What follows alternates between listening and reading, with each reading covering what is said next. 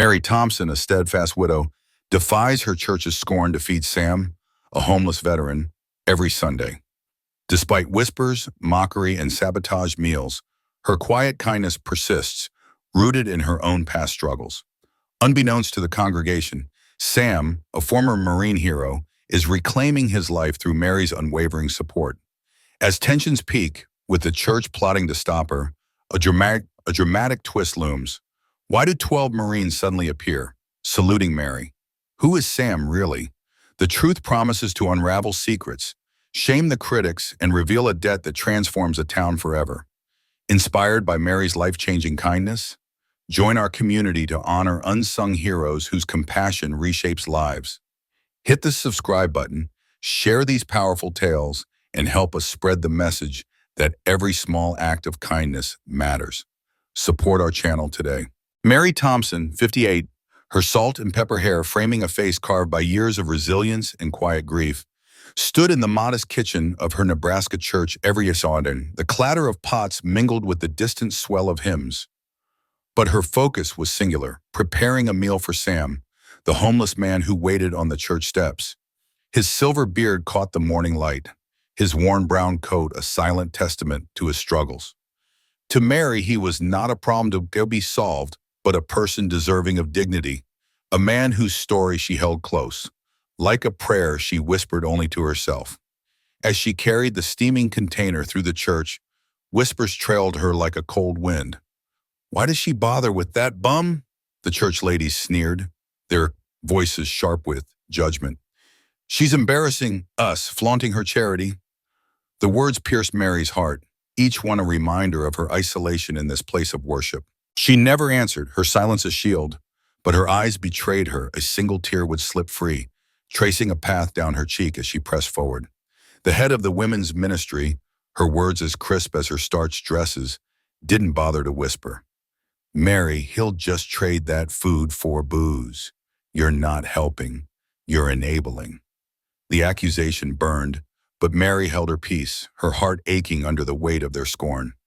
One Sunday, she found a meal she'd left for Sam strewn across the pavement, half devoured by stray dogs. The sight was a knife to her chest, not for the wasted food, but for the dignity it had been meant to carry. Kneeling on the cold ground, her fingers trembled as she gathered the broken container, her heart heavy with the cruelty of the act. The next day, she washed it with care, as if she could scrub away the hurt, and prepared another meal, her resolve unshaken. Young David, the minister's 10-year-old son, watched her with eyes full of questions. One morning, as hymns filled the air, he tugged at her sleeve. "Miss Mary, why do you help him when everyone says you shouldn't?" His voice was pure, but the question echoed the church's disapproval. Mary paused, her gaze softening. "Because I know what it's like to have nothing, David," she said, her voice a quiet confession, heavy with memories she rarely shared. The disapproval was relentless. Sidelong glances during prayer, pointed remarks in Bible study, suggestions that her charity was misguided, even sinful. If she really cared, she'd help someone worth saving, one woman muttered. The building committee complained that Sam's presence lowered property values, as if his existence tarnished their polished image. The outreach ministry urged her to volunteer at a shelter, accusing her of encouraging vagrancy. Even Pastor Williams, with his carefully neutral stance, offered only tepid support. "Mary means well," he'd say, his words hollow, a silent agreement with her critics. Yet Mary persisted. Every Sunday she prepared an extra meal, her hands moving with quiet defiance. She walked to the steps, her steps steady despite the weight of judgment, and greeted Sam with a smile that radiated warmth, untouched by the coldness around her. Only once did her strength falter. In the church kitchen, alone among pots and pans, she overheard the women's ministry plotting to ban her from helping Sam. Surrounded by the hum of the refrigerator, she let herself break, silent tears falling as she mourned the rejection, the loneliness of her mission. But she dried her eyes, squared her shoulders, and returned to her work, her heart anchored by a purpose no one else understood. Mary's compassion was born from her own pain. 15 years ago, a construction accident had taken her husband, leaving her to raise their son in a world that felt unforgiving. She knew the humiliation of food stamps, the dread of overdue bills, the ache of watching her child go without. Church meals had been her lifeline, offered without judgment, and those memories fueled her mission for Sam, whose own story mirrored her struggles. Sam, once a hero, was now forgotten by the town. 20 years ago, as a Marine, he'd rushed into a burning building to save a child, earning the town's pride. But PTSD from Desert Storm had eroded his life, stealing his family, his home, his sobriety. By the time Mary found him, he was a shadow, avoided by those who once cheered him. On a freezing Christmas Eve, she found him unconscious behind the church, his body trembling. She spoon-fed him soup, wrapped a blanket around him, and prayed over him until life returned to his face. When she called him Sam, he wept, his voice breaking. "Nobody's called me that in years." Sam rejected others' help, his pride wounded by pity, but Mary's steady kindness, offered without judgment, began to break through. One Wednesday, David ran to Mary, his face alight. "Miss Mary, Sam shared his food with a stray dog. He's kind, even when he has nothing." The words were a spark, a reminder of Sam's enduring heart. Quietly, Mary helped him recover his identification papers, her hands trembling with hope. She encouraged him to contact Veterans Affairs, standing by as he made calls, too ashamed to face anyone in person. Each step was a victory, a testament to the man Sam had been, and could be again. In the heart of Willow Creek, where the church steeple cast a long shadow over Main Street, Mary Thompson walked with a purpose that defied the town's quiet scorn. Every Sunday, she carried a warm, foil-covered dish down the worn path to the outskirts, where Sam Carter, a homeless veteran, waited. Her eyes soft with the weight of her own loss. Her husband, a Vietnam vet, taken by cancer 3 years ago, held a quiet resolve. She didn't see Sam as the town did, a drunk, a failure, a blemish on their idyllic community. She saw a man adrift, tethered to a past too heavy for one soul to bear. Sam was a ghost in Willow Creek, his army jacket patched with grime, his face shadowed by stubble and sorrow. The townsfolk hurried past him, their glances laced with disdain. "He's a disgrace," they'd whisper over coffee at Mabel's diner. "Why doesn't he just move on?" But Mary understood what they refused to see. Sam wasn't just a man who drank. He was a soldier, still fighting, haunted by memories that woke him screaming in the night. Her meals, roast beef with carrots or baked ziti with a side of cornbread, were her way of peace, a declaration that Sam was still worthy of care, even when he couldn't believe it himself. The town didn't approve. Their whispers grew sharper, slicing through the humid air. "She's wasting her time," they'd say, shaking their heads. "That food's just fuel for his addiction." Some, emboldened by their church's moral high ground, took crueler action. When Mary wasn't looking, they'd steal the meals she left for Sam, tossing them into the dumpster with a smirk, as if they'd cleansed the town of sin. Pastor Williams, whose sermons spoke of charity, but whose heart preferred order, offered a solution wrapped in paternalism. "Mary, why not give to our pantry?" he suggested, his voice warm but firm. "We'll distribute it to those who truly need it." The word truly lingered, a quiet condemnation of her choice. Mary didn't flinch. She didn't defend herself or point out the hypocrisy of a church that preached love but shunned a man in need. Instead, she kept cooking, her hands kneading dough with the same care she'd once shown her husband's weary shoulders. She believed in ripples, that a single act of kindness could travel far beyond its source, touching lives in ways unknown. She didn't know Sam had started attending AA, sitting in a circle of strangers, his voice halting as he admitted, "I'm here because someone didn't give up on me." She didn't know he had traded the street for a shelter bed 3 nights a week, clutching a notebook where he recorded his fragile victories. Day 14, didn't touch a drop, thanked a man for spare change. Day 20, ate Mary's casserole, remembered what home tastes like. She didn't see Sam kneeling at her husband's grave, his fingers brushing away dust from the stone, a handful of wildflowers, dandelions and Queen Anne's lace, laid gently as a prayer. She didn't hear his whispered thanks, or the phone calls he made to his old Marine buddy, his voice breaking as he spoke of the war that never ended, the explosions, the guilt, the shame of being the one who came back. "I'm trying, man," he'd said, tears falling onto the shelter's payphone. "She thinks I'm worth it. So maybe I've got to believe it too. Mary's kindness was Sam's North Star. When her car broke down, she walked 3 miles, her arms aching under the weight of a lasagna pan, her boots scuffing the gravel road. When the flu left her shivering and weak, she called the diner to deliver a plate of fried catfish to Sam, her voice barely above a whisper, insisting, make sure he gets it. Through blizzards and biting gossip, she never faltered. Her meals were a beacon, calling Sam back from the abyss, whispering that he could still find his way. But Willow Creek's resentment grew.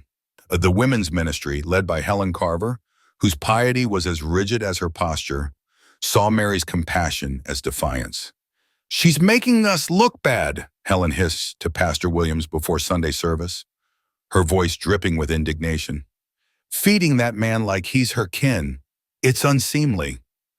The pastor, a man who preferred harmony over truth, agreed to address the issue, his pen tapping nervously on his sermon notes. The congregation settled into their pews, buzzed with anticipation, their eyes gleaming with the prospect of Mary's public shaming. Mary sat quietly, her hands resting on her faded dress, unaware of the trap set for her.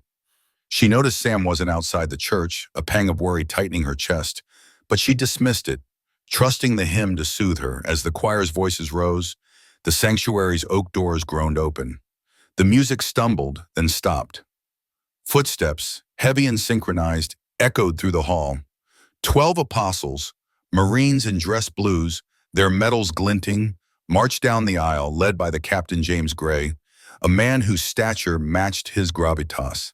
He carried a folded flag in a metal box, his expression unyielding. The congregation froze, their hymnals slipping from their hands.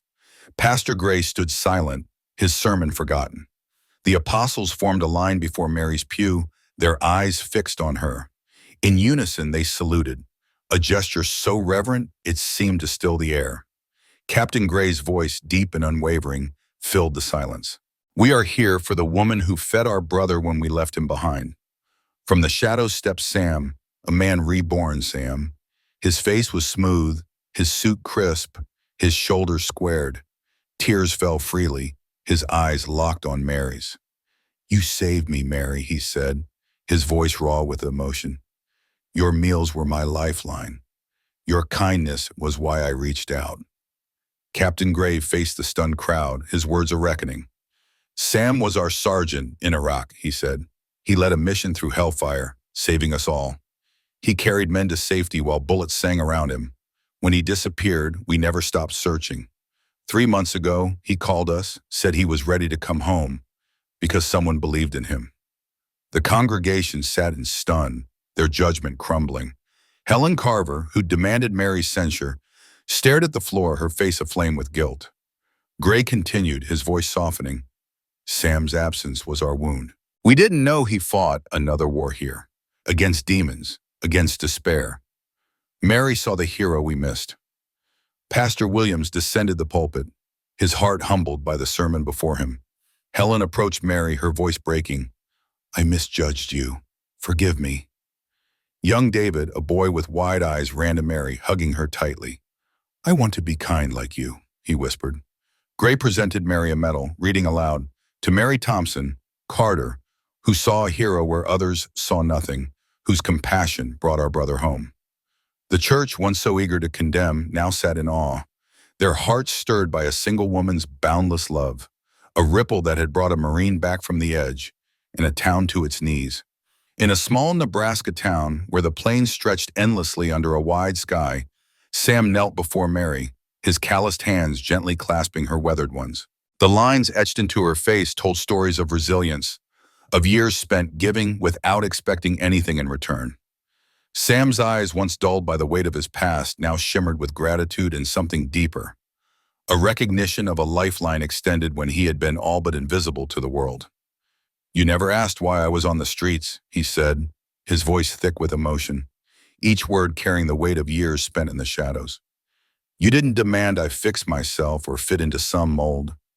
You just showed up, Mary, every single Sunday, whether the rain poured or the sun blazed.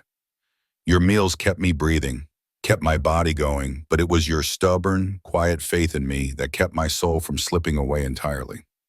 Around them, 12 Marines stood in a solemn circle, their broad shoulders forming a protective barrier around the woman who had become their sergeant's savior when they, his brothers in arms, could not be there. These men, hardened by war and bound by loyalty, extended their brotherhood to Mary, their presence a silent testament to the debt they felt they owed her.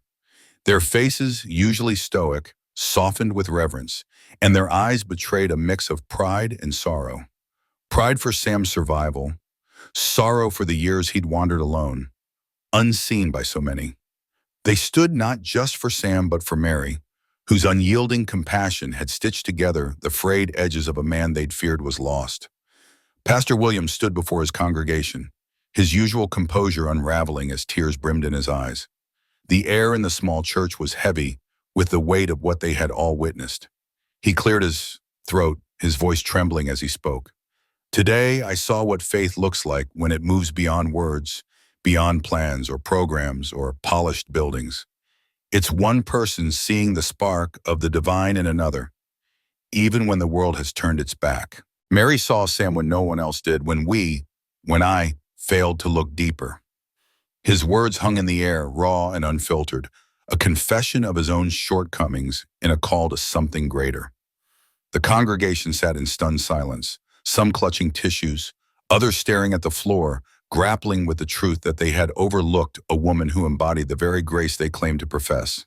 A church member, moved by the moment, had quietly recorded it on their phone. By evening, the video had spread like wildfire across military social media channels, shared and reshared by veterans who saw their own struggles in Sam's story and their own heroes in Mary's quiet strength. By the next morning, national news outlets had caught wind of the story, and the sleepy Nebraska town found itself at the heart of what journalists dubbed Kindness Week, a viral celebration of ordinary people doing extraordinary things. Reporters flooded the town, their cameras and questions transforming the quiet streets into a stage for a story that resonated far beyond its borders. The stark contrast between the church's earlier dismissal of Mary, whispers of judgment, complaints about her unkempt presence, and the Marines' profound respect created a narrative too compelling to ignore. Those who had once been loudest in their criticism of Mary now found themselves cornered by reporters, their faces flushed as they fumbled for answers to questions about their past indifference.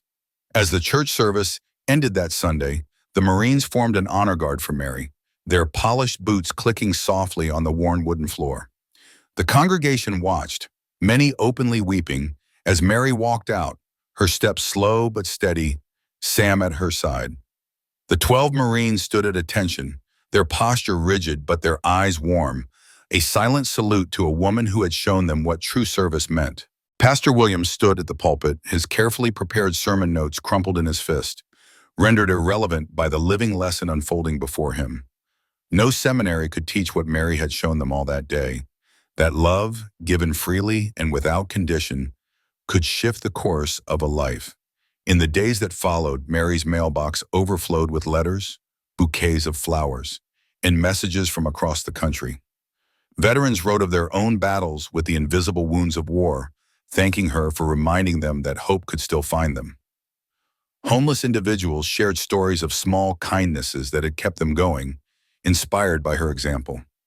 Even those who had once mocked her sent apologies, their words heavy with regret.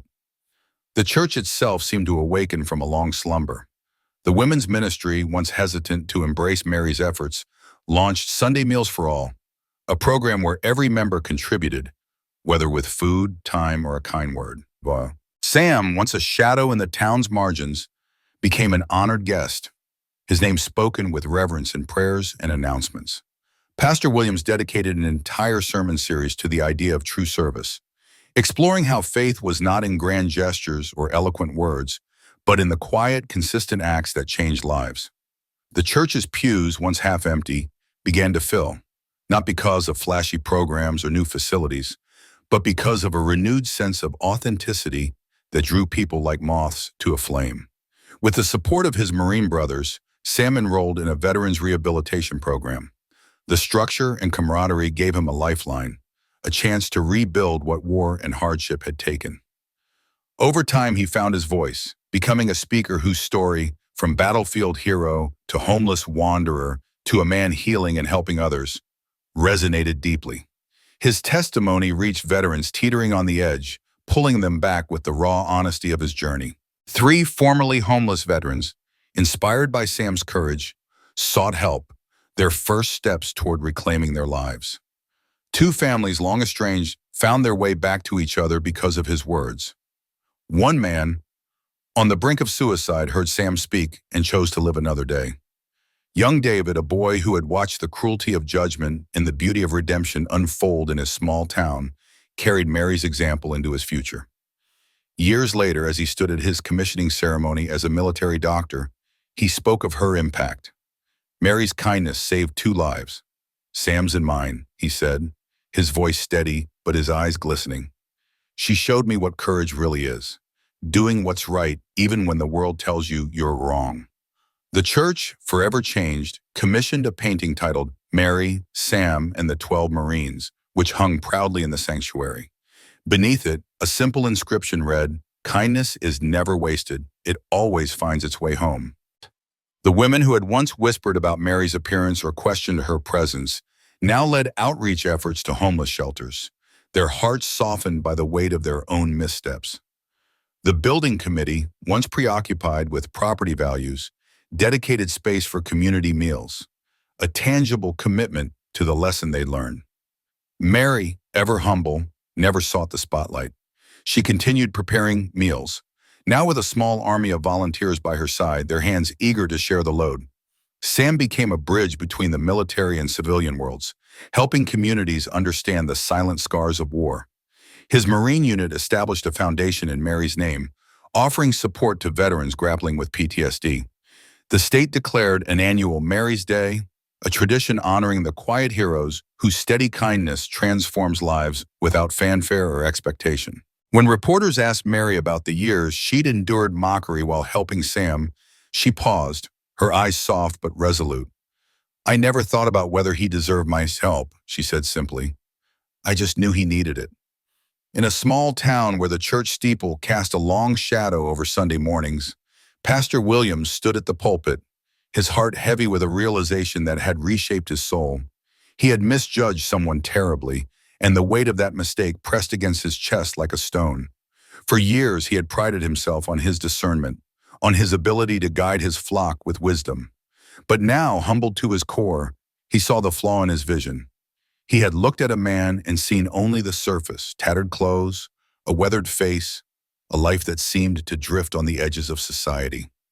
He had failed to see the heart beneath, the story untold. With a voice trembling from both shame and resolve, he announced a new covenant for the church. No one in need would ever be turned away again, no matter how ill-fitting they seemed to the polished ideals of charity. The policy wasn't just a rule, it was a promise to look deeper, to see beyond appearances, to offer grace without prejudice. The ripples of this change began with Mary, a woman whose quiet strength had always been the heartbeat of the church's Sunday meals. Mary didn't see people as projects or problems. To her, every soul was a guest at her table, deserving of warmth and a plate piled high with love. She had noticed Sam, the man who lingered on the church steps, his eyes hollow with a past he never spoke of. While others hurried past, their gazes averted, Mary saw a man who carried an invisible burden. Her heart ached for him, not with pity, but with a fierce, unspoken determination to remind him he was human, that he was seen. Week after week, she brought him a plate of food, her hand steady as she set it beside him. She didn't ask for his story or demand his gratitude. She didn't flinch at his silence or the way his fingers trembled when he took the plate. To Mary, kindness wasn't a transaction. It was a calling. Her persistence was a quiet rebellion against the world's tendency to judge, a refusal to let anyone be forgotten on the margins. Sam, for his part, was a man adrift in a sea of memories he couldn't share. The weight of his past clung to him like damp clothes, heavy and cold. He had been a Marine, one of 12 who had faced horrors most could never imagine. But somewhere along the way, he had lost his path home, not just to a house, but to the man he had once been.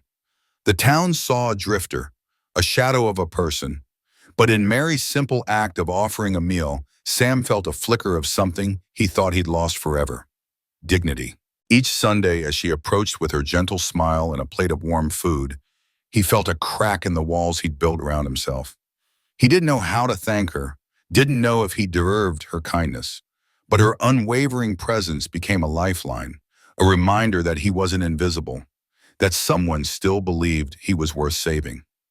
The true miracle of Mary's kindness unfolded not in a single moment, but in the slow, steady accumulation of her actions. One Sunday, as the town gathered for its usual service, something extraordinary happened. Sam stood up, not on the steps where he usually lingered, but inside the church, his posture straighter than anyone had ever seen. His voice, rough from disuse, carried a story that silenced the congregation. He spoke of battles fought, of brothers lost, of a life that had spiraled into darkness. And he spoke of Mary, the woman who had seen him when no one else did, who had fed not just his body, but his soul. As he spoke, tears glistened in the eyes of those who had once judged him.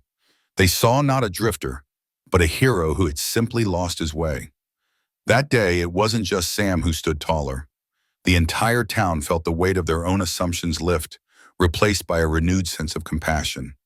12 Marines, Sam's brothers in arms, appeared as if summoned by the gravity of the moment. They stood for Mary, their presence a testament to the man Sam had been and the woman who had helped him find his way back. Their uniforms were crisp, their faces etched with pride and gratitude. But it was Mary they honored most. She had not just fed a stranger, she had restored a man's honor, and in doing so, she had rekindled the town's faith in the power of kindness.